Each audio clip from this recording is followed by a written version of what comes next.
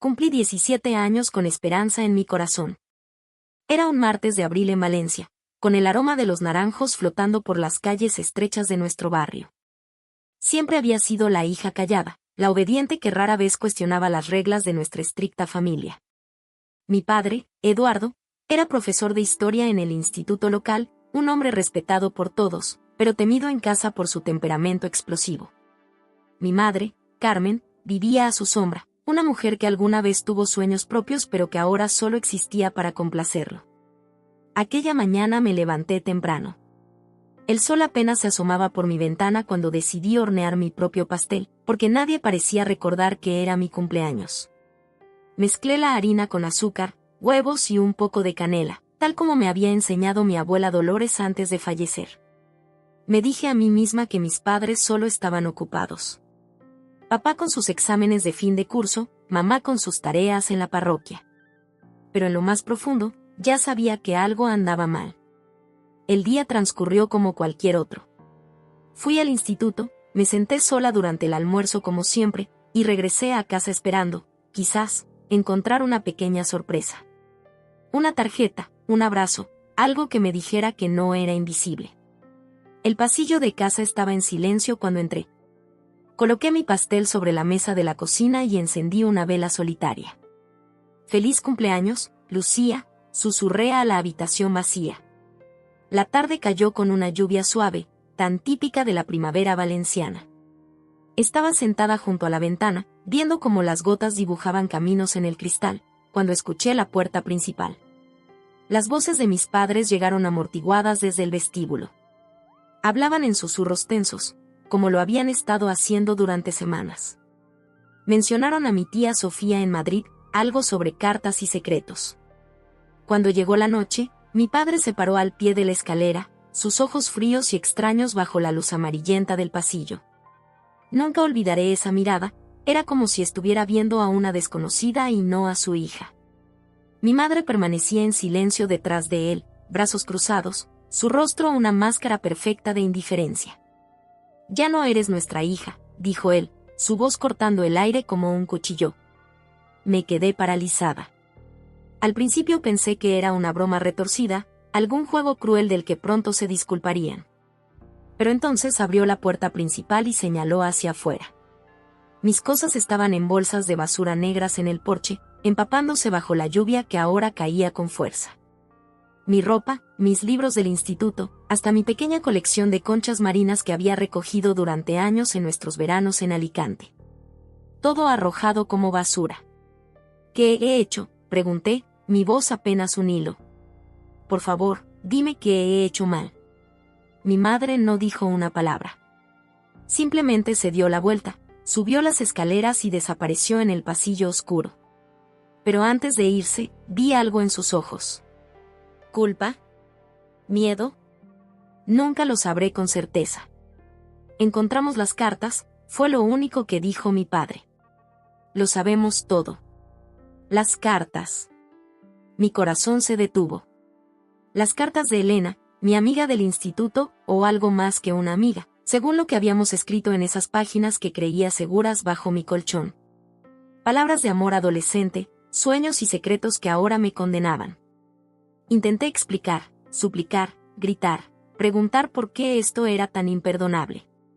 Pero él no quería escuchar. En nuestra casa, en nuestro barrio tradicional, algunas cosas simplemente no se aceptaban. Y yo era una de ellas. Mi padre cerró la puerta de golpe mientras yo permanecía bajo la tormenta, temblando, con el corazón roto en 1000 pedazos. La lluvia se mezclaba con mis lágrimas mientras arrastraba mis pertenencias hasta la parada del autobús.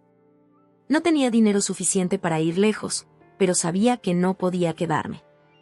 Esa noche dormí bajo el puente del río Turia, con solo mi mochila y un suéter rasgado. Los sonidos de la ciudad eran aterradores en la oscuridad, voces de desconocidos, el eco de pasos apresurados, el ocasional ladrido de un perro callejero. Me acurruqué contra la pared de piedra fría, abrazando mis rodillas contra el pecho, intentando hacerme lo más pequeña posible. Mientras miraba las luces de la ciudad reflejadas en el agua oscura del río, comprendí que ese día no solo era mi cumpleaños. Era el día en que nací en una nueva versión de mí misma, una que nadie reconocería jamás.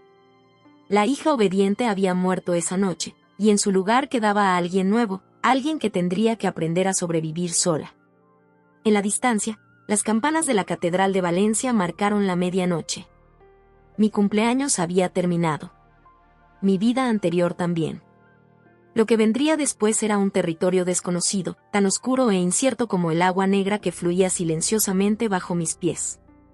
Los años siguientes fueron una prueba constante de supervivencia.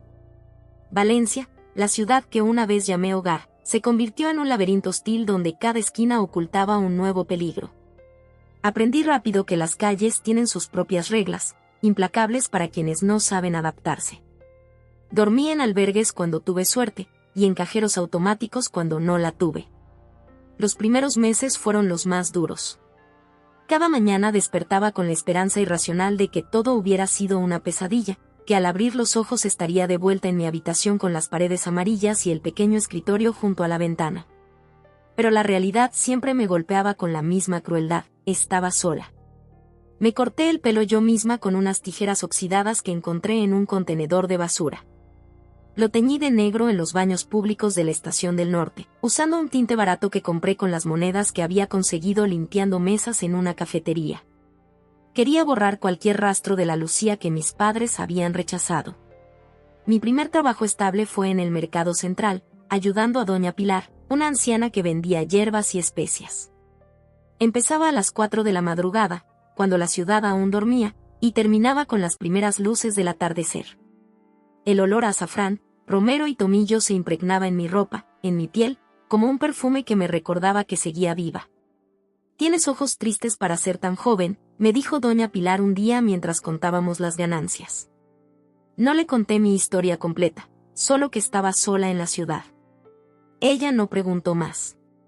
Me pagaba poco, pero me dejaba llevarme las hierbas que no se vendían y a veces me guardaba un bocadillo de tortilla o sobras de su propia comida. Con el tiempo, fui aprendiendo a moverme en los márgenes.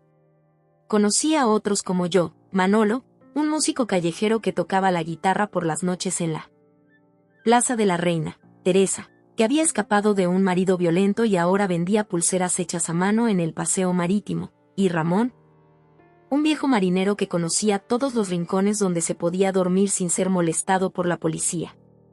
Ellos se convirtieron en mi familia improvisada. Nos protegíamos mutuamente, compartíamos lo poco que teníamos. A veces, en las noches frías, nos reuníamos bajo el puente o en algún portal abandonado y Manolo tocaba melodías melancólicas mientras Teresa cantaba con su voz gastada pero hermosa. En esos momentos, el dolor se hacía un poco más llevadero. Cambié mi forma de hablar, adoptando el acento más áspero de los barrios obreros, mezclado con palabras que aprendí de los inmigrantes latinoamericanos que también luchaban por sobrevivir en la ciudad. Quería que nada en mí recordara a la hija de un profesor respetable. Nadie conocía mi verdadero nombre.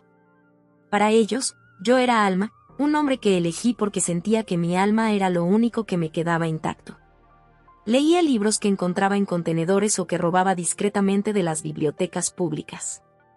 Libros sobre psicología, sobre cómo funciona la mente humana. Quería entender por qué mis padres habían sido capaces de borrarme de sus vidas con tanta facilidad. ¿Era posible dejar de amar a una hija de un día para otro? ¿O nunca me habían amado realmente? Durante esos años, pasé muchas veces por mi antigua calle, observando desde lejos la casa donde había crecido. A veces veía a mi madre regando las plantas del balcón o a mi padre saliendo con su maletín de profesor. Continuaban con sus vidas como si yo nunca hubiera existido. Nunca pusieron carteles con mi foto, nunca escuché que me buscaran. Era como si hubieran cerrado un capítulo incómodo de sus vidas. Pero algo más crecía dentro de mí también. No solo dolor o tristeza, sino fuego. Una rabia silenciosa que ardía lentamente. Comencé a planear, a soñar con el día en que regresaría no como la hija suplicante, sino como un fantasma del pasado que volvía para exigir respuestas. Ahorré cada céntimo que pude. Conseguí trabajos mejores, camarera en un restaurante cerca del puerto, recepcionista en un hostal de mala muerte, incluso dependienta en una pequeña librería del barrio del Carmen. Aprendí a ser invisible cuando me convenía y a destacar cuando necesitaba que me notaran. Aprendí a leer a las personas, a detectar sus intenciones, a protegerme. Una noche, mientras limpiaba las mesas del restaurante, escuché a unos clientes hablar sobre mi padre. Eduardo Martínez, dijeron, el profesor cuya hija se ahogó en la Albufera hace 3 años. Me quedé paralizada, con el trapo en la mano y el corazón latiendo tan fuerte que temí que pudieran oírlo. ¿Ahogada? ¿En la Albufera? La idea era tan absurda que casi solté una carcajada. Pero me contuve. Me acerqué un poco más, fingiendo limpiar la mesa contigua, y seguí escuchando. Hablaban de la tragedia, de cómo la familia nunca se había recuperado, de cómo mi madre ahora era voluntaria en un centro para jóvenes en riesgo desde que perdió a su única hija. Esa noche no dormí. La revelación daba vueltas en mi cabeza como un torbellino. No solo me habían expulsado de sus vidas, habían inventado una muerte para mí. Una historia para explicar mi ausencia. Un drama que probablemente les había ganado la simpatía y compasión de todos. Mientras miraba el techo desconchado de mi habitación alquilada, tomé una decisión. No iba a esconderme más. Iba a descubrir exactamente qué historia habían contado sobre mí. Y luego, cuando estuviera lista, regresaría. No como Lucía, la hija obediente. No como Alma, la superviviente de las calles. Sino como alguien nuevo. Alguien que exigiría la verdad. Fue por casualidad que descubrí los detalles completos de mi supuesta muerte. Había conseguido un trabajo en una librería antigua de la calle Caballeros, ordenando y limpiando el sótano lleno de periódicos y revistas viejas. Don Miguel, el dueño, era un anciano que apenas bajaba las escaleras por su artritis, así que me dejaba trabajar sin supervisión entre montañas de papel amarillento que nadie había tocado en años.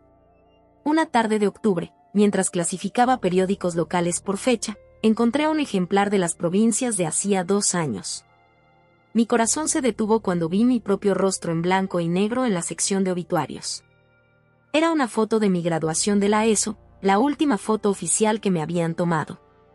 Debajo, un texto breve pero impactante. Lucía Martínez Sánchez, amada hija de Eduardo y Carmen Martínez, trágicamente fallecida a los 17 años en un accidente en las aguas de la Albufera.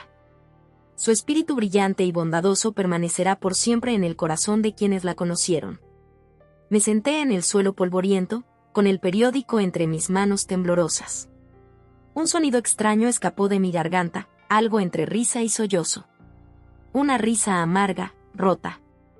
Habían fabricado una muerte poética para mí. Un accidente en la Albufera, ese hermoso paraje natural a las afueras de Valencia donde solíamos ir de excursión cuando era niña. ¡Qué conveniente! ¡Qué perfecto! ¿Estás bien, chica? La voz de don Miguel me sobresaltó. No lo había escuchado bajar. Sí, respondí, escondiendo rápidamente el periódico bajo una pila de revistas. Solo estoy cansada. Esa noche, en mi pequeño apartamento compartido en el barrio de Ruzafa, saqué el periódico que había robado de la librería y lo estudié durante horas. Había más detalles. Aparentemente había salido a remar sola una tarde de verano y nunca regresé. Mi cuerpo no pudo ser recuperado a pesar de los extensos esfuerzos de búsqueda. Conveniente, otra vez. No hay cuerpo, no hay preguntas. Todo encajaba perfectamente. El silencio. La forma en que nadie me había buscado. Los rumores que había escuchado sobre mis padres recibiendo condolencias. Mi madre volviéndose voluntaria, probablemente convertida en una especie de santa local, la pobre mujer que perdió a su única hija. Sentí náuseas. Me asomé a la ventana, respirando el aire nocturno, tratando de calmar la tormenta que se agitaba dentro de mí. En la calle, la vida continuaba, turistas riendo camino a los bares, vecinos sacando a pasear a sus perros, parejas caminando de la mano. Un mundo normal donde padres normales no declaraban muertas a sus hijas vivas. «¿Mala noche?», preguntó Carla, mi compañera de piso, una estudiante de arte de Sevilla que apenas estaba en casa. «Solo recordando fantasmas», respondí sin mirarla. «Todos tenemos algunos», dijo ella, encendiendo un cigarrillo junto a mí. No preguntó más. Era lo que me gustaba de Carla, respetaba los silencios. Esa noche tomé una decisión. No seguiría escondiéndome. Había aprendido a vivir con fantasmas durante estos años, y ahora, irónicamente, me había convertido en uno. Un fantasma que regresaría para enfrentar a quienes lo habían creado. Al día siguiente, en la biblioteca pública, busqué más información. Encontré un artículo más extenso sobre mi muerte. Incluía declaraciones de mi padre, describiendo cómo yo amaba remar en la albufera desde pequeña. Mentira, siempre me dio miedo el agua profunda. Había citas de compañeros del instituto lamentando la pérdida de una amiga tranquila pero siempre amable. Otra mentira, nunca tuve amigos cercanos en el instituto. Y luego encontré algo que me dejó sin aliento, un anuncio de una misa conmemorativa por el 3er aniversario de la partida de nuestra amada Lucía. La fecha era el domingo siguiente, en la iglesia de San Nicolás. 3 años exactos desde que me habían echado de casa, 3 años inventando una vida sin mí, o más bien, una muerte para mí. Pasé los siguientes días preparándome. Compré un vestido negro sencillo pero elegante en una tienda de segunda mano. Encontré una peluca rubia que cambiaba completamente mi apariencia, tan diferente de mi cabello ahora negro y corto. Conseguí unas gafas de sol grandes, de esas que ocultan medio rostro. Practiqué una forma diferente de caminar, un acento ligeramente distinto. También comencé a investigar más sobre mis padres. A través de conocidos, de visitas cautelosas a mi antiguo barrio, de conversaciones casuales con vecinos que no me reconocían. Mi padre seguía enseñando en el mismo instituto, pero ahora también daba charlas sobre superar el duelo en centros cívicos. Mi madre, como había escuchado, era voluntaria en un centro para jóvenes problemáticos. La ironía me quemaba por dentro. El sábado anterior a la misa, visité la albufera. Me senté en la orilla, mirando el agua tranquila donde supuestamente había perdido la vida. Patos y garzas se movían perezosamente entre los juncos. Grupos de turistas sacaban fotos del atardecer. Familias enteras disfrutaban de paellas en los restaurantes cercanos. Así que aquí es donde morí, murmuré para mí misma. Y en cierto modo, era verdad. La Lucía que una vez fui había muerto aquí, no físicamente, pero sí en los corazones de quienes deberían haberla amado incondicionalmente. Mientras el sol se ponía sobre el agua, convirtiendo el cielo en un lienzo de oro y púrpura, finalicé mi plan. No sería un regreso dramático, lleno de gritos y acusaciones. Sería algo más sutil, más inquietante. Quería que sintieran lo que yo había sentido, no solo dolor, sino confusión. No solo culpa, sino miedo. Al día siguiente, me pondría mi disfraz y asistiría a mi propio funeral. No para buscar reconciliación, no para suplicar amor, sino para mostrarles que el fantasma que habían creado había aprendido a caminar entre los vivos. Y más importante aún, había aprendido a sobrevivir sin ellos. El día de la misa conmemorativa amaneció inusualmente cálido para ser octubre en Valencia. El cielo estaba despejado, de un azul casi insultante para la ocasión. Me vestí con cuidado en mi pequeño apartamento, ajustando la peluca rubia frente al espejo desportillado del baño. El reflejo que me devolvió la mirada era el de una extraña, cabello dorado recogido en un moño discreto, gafas oscuras, labios pintados de un rojo sobrio. Nadie que me hubiera conocido antes podría reconocerme ahora. Carla me observaba desde el marco de la puerta, fumando su eterno cigarrillo. «Pareces una viuda rica», comentó con una media sonrisa. No sabía a dónde iba yo, solo que era importante. Le devolví la sonrisa sin explicaciones. Algunas historias son demasiado extrañas para compartirlas, incluso con quienes te ofrecen un techo.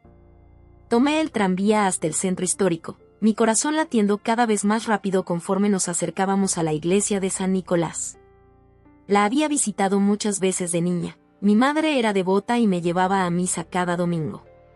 Ahora regresaba, pero no como la hija obediente que había sido, sino como una intrusa, una observadora, un fantasma. Al bajar del tranvía, noté que mis piernas temblaban ligeramente. Por un momento, consideré dar la vuelta, olvidar todo este plan.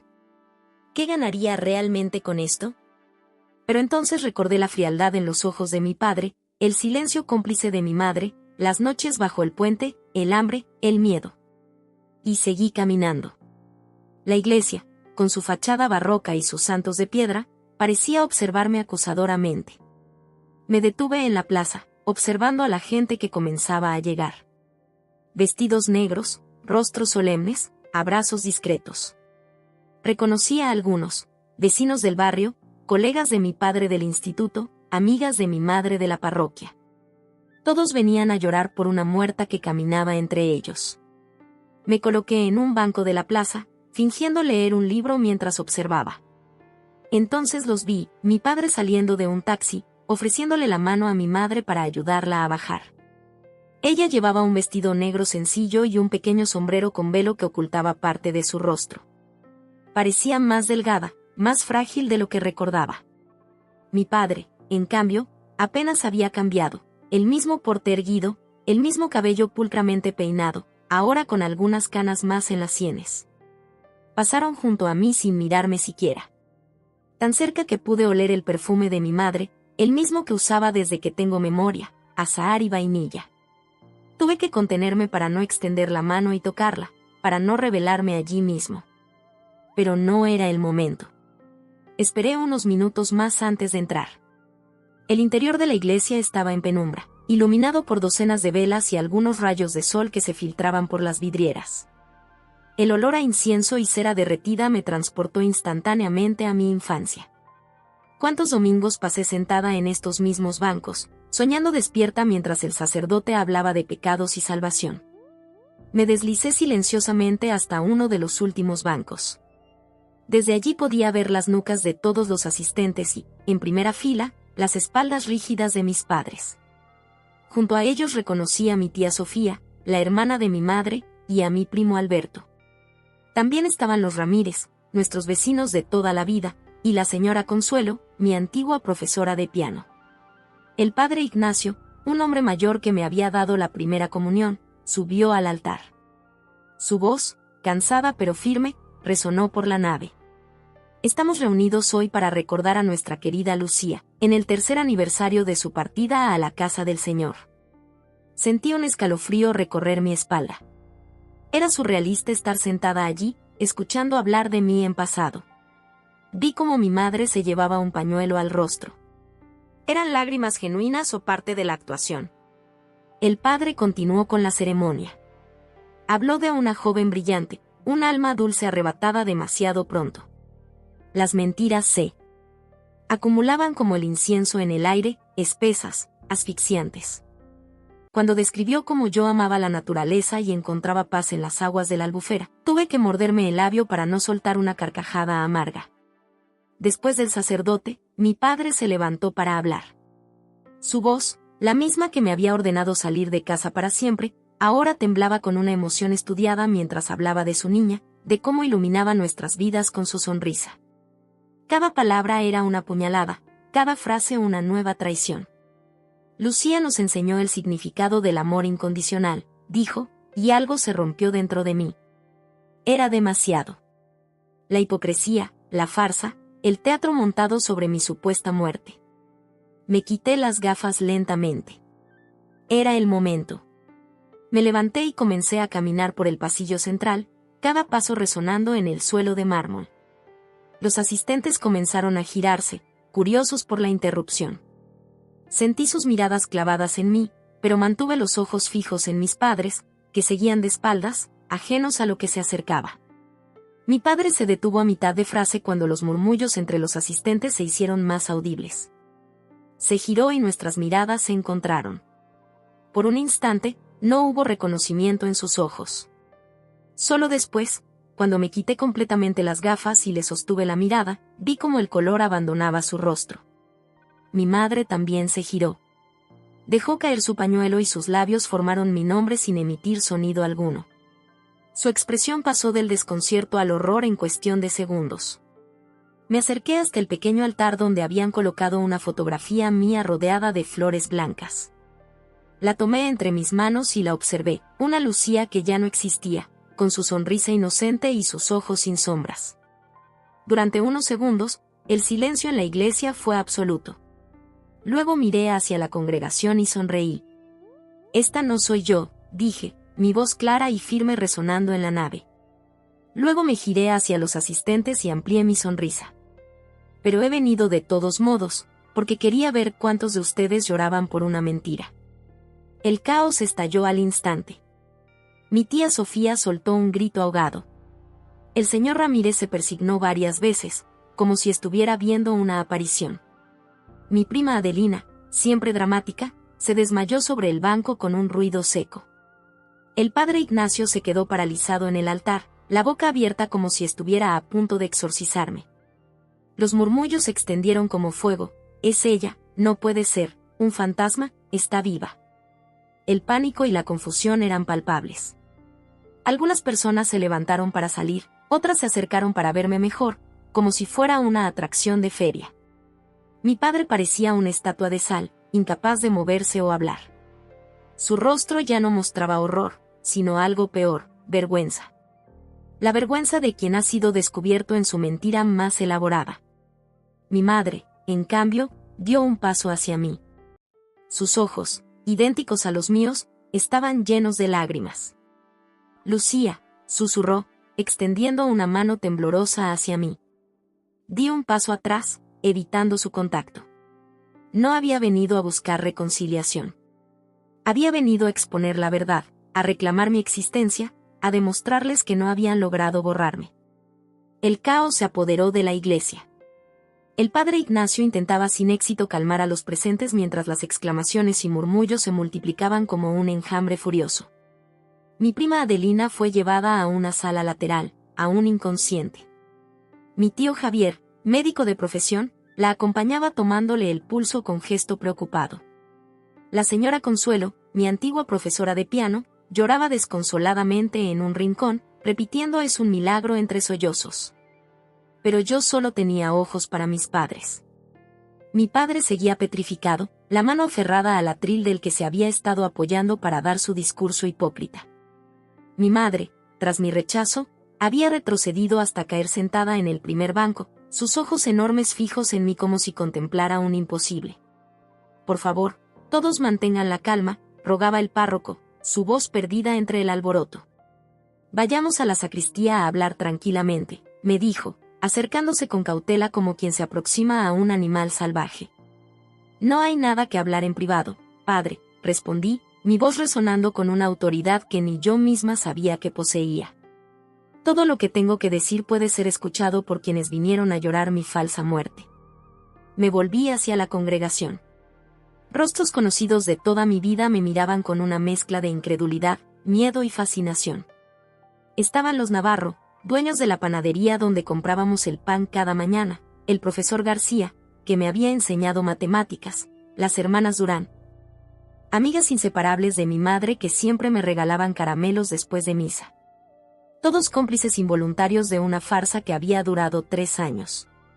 Muchos de ustedes me conocen desde que era una niña, comencé, sorprendida por la firmeza de mi propia voz. Me vieron crecer, asistir al colegio, participar en las fiestas del barrio. Seguramente se preguntaron qué pasó con aquella chica callada que desapareció un día sin dejar rastro.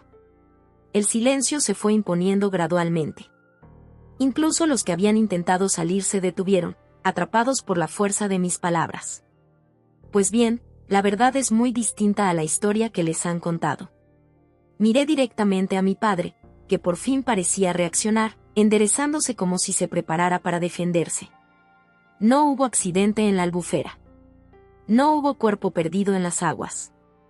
No hubo tragedia natural. Di unos pasos hacia el centro de la nave, consciente de que todas las miradas me seguían. Lo que ocurrió fue mucho más simple y, a la vez, mucho más cruel. El día de mi 17º cumpleaños, el mismo día que horneé mi propio pastel porque nadie en casa recordó la fecha, mi padre me dijo, ya no eres nuestra hija. Un murmullo de consternación recorrió la iglesia. Vi como algunas miradas se dirigían acusadoramente hacia mis padres. ¿Por qué?, pregunté, mirando directamente a mi padre. ¿Por qué no les cuentas la verdadera razón? ¿Por qué no les dices qué hizo tu hija que fue tan imperdonable que preferiste declararla muerta? Mi padre por fin encontró su voz. Se irguió, intentando recuperar algo de su dignidad habitual. Lucía, esto no es el lugar ni el momento, no es el momento, le interrumpí con una risa amarga. ¿Y cuándo lo será? ¿Después de otro funeral falso? ¿Después de otra misa de aniversario? Este es exactamente el momento y el lugar, porque estas personas merecen saber que han sido engañadas. Que han llorado por alguien que estaba viva, pasando hambre en las calles de esta misma ciudad. Vi cómo algunas personas se llevaban las manos a la boca. Horrorizadas. La señora Ramírez, nuestra vecina de toda la vida, comenzó a llorar quedamente. Encontraron unas cartas, continué, decidida a que toda la verdad saliera a la luz. Cartas que yo había escrito a una amiga. Cartas que expresaban sentimientos que, según ellos, eran imperdonables. Cartas que revelaban que su hija podía amar de una forma que no encajaba en su perfecta imagen familiar. Mi madre se levantó entonces, su rostro contraído en una mueca de dolor. Lucía, por favor, no hagas esto. ¿Hacer qué, mamá? ¿Decir la verdad? ¿No crees que ya es hora? Durante 3 años has dejado que estas personas crean que tu hija está muerta cuando sabías perfectamente que me habíais echado a la calle. Me abandonaste bajo la lluvia con mis cosas en bolsas de basura. No dijiste ni una palabra cuando papá cerró la puerta. No me buscaste después. Mi madre retrocedió como si la hubiera golpeado físicamente. Sus ojos estaban inundados de lágrimas, pero no sentí compasión. Había tenido 3 años para buscarme, para preguntar si sobrevivía aquella primera noche. Mi padre dio un paso al frente, recuperando algo de su autoridad habitual. Esto es un asunto familiar que debe tratarse en privado, dijo, dirigiéndose más a la congregación que a mí. Mi hija está confundida, necesita ayuda, no soy tu hija, ¿recuerdas? Le corté, sintiendo como la ira acumulada durante 3 años salía a borbotones. Tú mismo lo dejaste muy claro aquella noche. Y no estoy confundida. Por primera vez en mi vida, veo todo con absoluta claridad.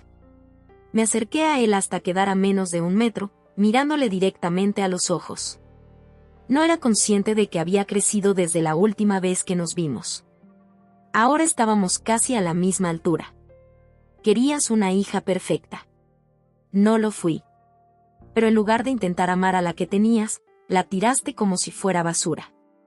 Mi voz no tembló. Había esperado años para decir esto. Ahora tendrás que vivir con esa elección. Para siempre. El rostro de mi padre se transformó. La vergüenza pública era algo que nunca había tenido que afrontar. Él, el respetado profesor Eduardo Martínez, pilar de la comunidad, ejemplo de rectitud y valores familiares, expuesto como el hombre que había expulsado a su hija de casa y luego había fingido su muerte. Estábamos tratando de protegerte, intentó justificarse, bajando la voz. Te estabas metiendo en un camino peligroso, con ideas equivocadas, con influencias negativas. Protegerme, casi grité, incrédula. ¿Echándome a la calle sin dinero, sin lugar a dónde ir? ¿Sabes dónde dormí esa noche, papá? Bajo un puente. ¿Sabes qué comí al día siguiente? Nada. ¿Eso es protección? Los murmullos en la iglesia se intensificaron. Podía sentir cómo la opinión colectiva se volvía en contra de mis padres. La fachada de la familia perfecta sufriendo una tragedia se desmoronaba ante sus ojos. Mi madre avanzó entonces, ignorando la mano de mi padre que intentaba detenerla. Se acercó a mí con pasos vacilantes. Lucía, susurró, mi niña. No sabíamos, pensé que habría sido con Elena o con alguna amiga. Amiga, respondí, amarga. ¿Qué amiga, mamá? Sabes que nunca me dejasteis tener amigas. Elena era la única, y después de encontrar nuestras cartas, papá llamó a sus padres para advertirles sobre ella. Tampoco tenía dónde ir. Vi algo romperse en los ojos de mi madre. Quizás por primera vez estaba comprendiendo plenamente lo que habían hecho. Miré alrededor, a todas esas caras conocidas que ahora me contemplaban con una mezcla de horror y compasión. No quería su lástima.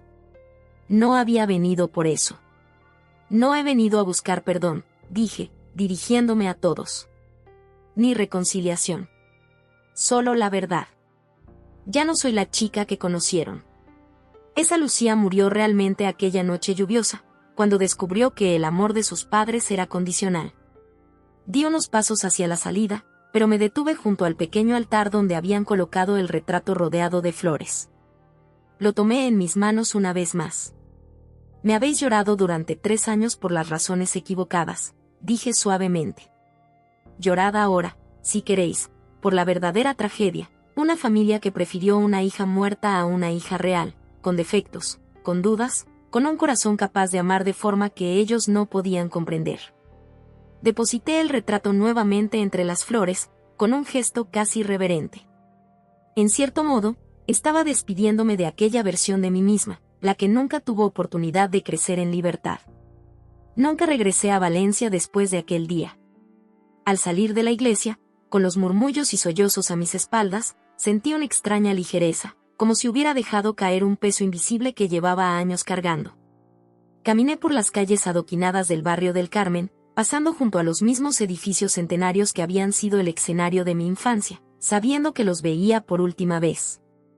Esa misma tarde tomé un tren a Barcelona. No tenía un plan concreto, solo el impulso de alejarme, de comenzar de nuevo en un lugar donde nadie conociera mi historia. Llevaba conmigo poco más que una mochila con algo de ropa, mis ahorros de los últimos 3 años, y una determinación feroz de construir algo propio. Barcelona me recibió con su característica indiferencia cosmopolita. Una ciudad demasiado grande, demasiado ocupada consigo misma para prestar atención a una chica más buscando reinventarse. Me instalé en una pensión modesta cerca del Raval, un barrio multiculturalmente caótico que me ofrecía el anonimato que necesitaba. Los primeros meses fueron difíciles. Encontré trabajo como camarera en un café frecuentado por estudiantes y artistas. Servía cafés durante el día y por las noches asistía a clases en un centro de formación para adultos.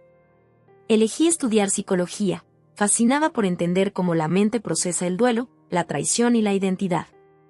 Quizás buscaba respuestas sobre mí misma, sobre cómo había sobrevivido a una ruptura tan fundamental de todo lo que creía seguro. Fue durante ese primer año en Barcelona cuando decidí cambiar legalmente mi nombre. Ya no quería ser Lucía Martínez, la chica declarada muerta por sus propios padres. Después de mucho reflexionar, elegí llamarme Alba Solís. Alba, como el amanecer, el principio de algo nuevo. Solís, por el sol, la fuerza que ilumina incluso los rincones más oscuros.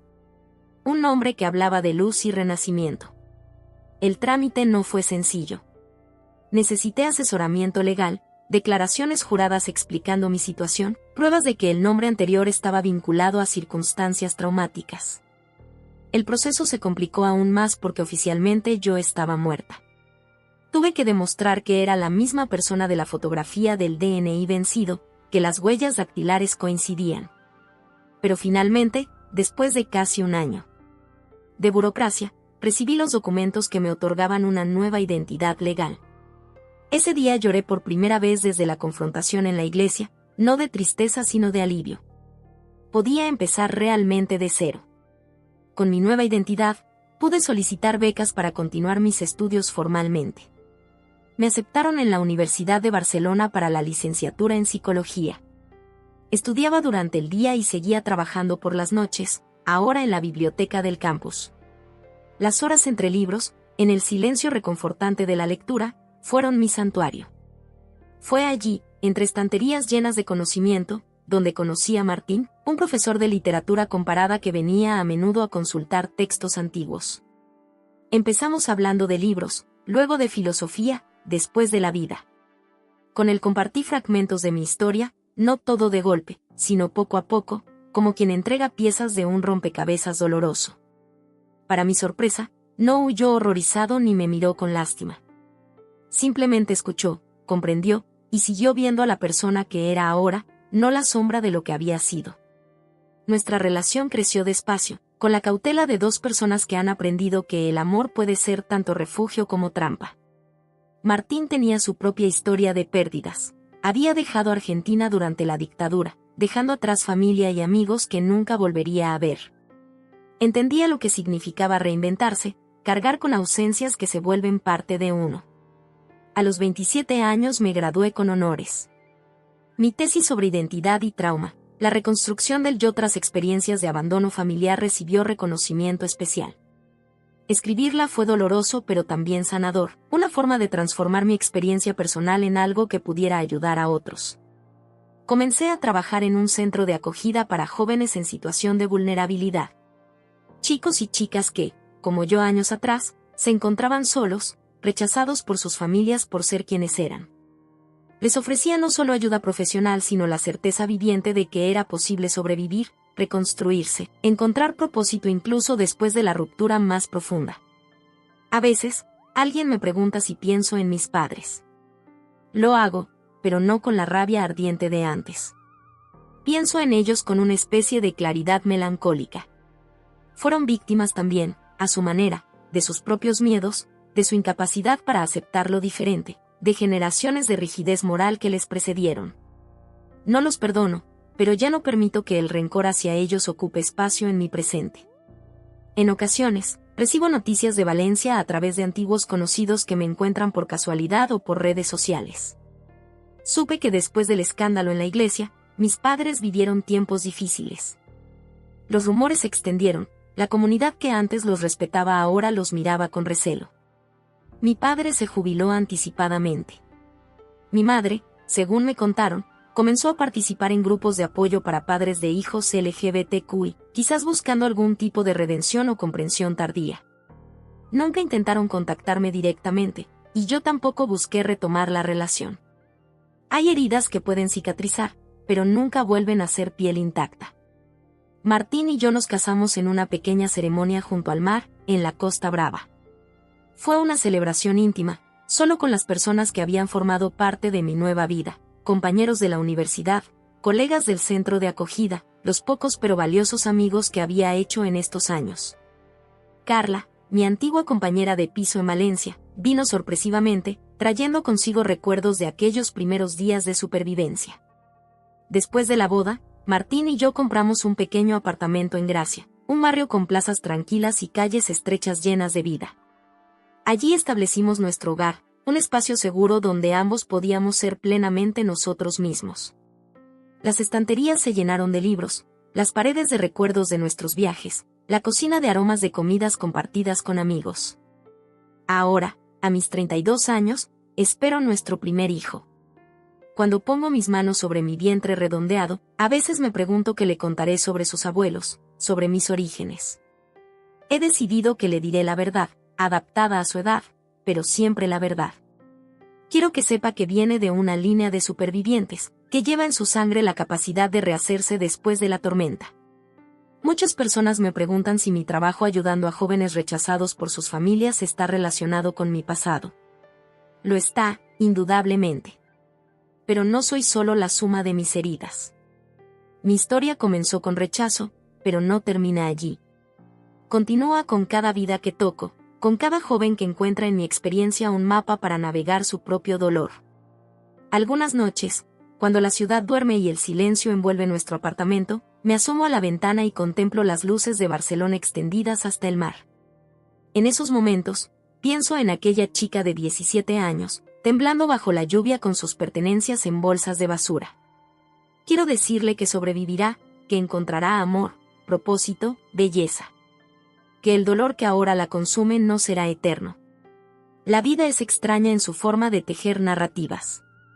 Lo que parece un final devastador puede ser, con tiempo y voluntad, el primer capítulo de una historia diferente. Nací en la casa de mis padres, pero me crié a mí misma desde las cenizas de su rechazo. Construí mi identidad no a partir de lo que me fue dado, sino de lo que elegí valorar, conservar, crear. Y esa, para mí, es la forma más hermosa de venganza, vivir plenamente, amar sin reservas, construir algo significativo de los escombros. No se trata de demostrarles nada a quienes me abandonaron, sino de honrar a la persona en quien me he convertido a pesar de ellos. Cuando mi hijo nazca, llevaremos a cabo una antigua tradición catalana, plantaremos un árbol el mismo día de su nacimiento. Crecerán juntos, echando raíces, extendiendo ramas hacia el cielo. Y le enseñaré que, como ese árbol, todos podemos florecer incluso en terrenos improbables, que la identidad no es algo que se recibe intacto, sino que se forja día a día, elección tras elección. La cicatriz de aquel cumpleaños lluvioso siempre estará conmigo. Pero ya no define quién soy. Es solo una marca en el mapa de mi vida, un recordatorio de dónde estuve, no de hacia dónde voy. Y voy hacia adelante, siempre hacia adelante, con los ojos bien abiertos y el corazón cada vez más grande, más fuerte, más libre.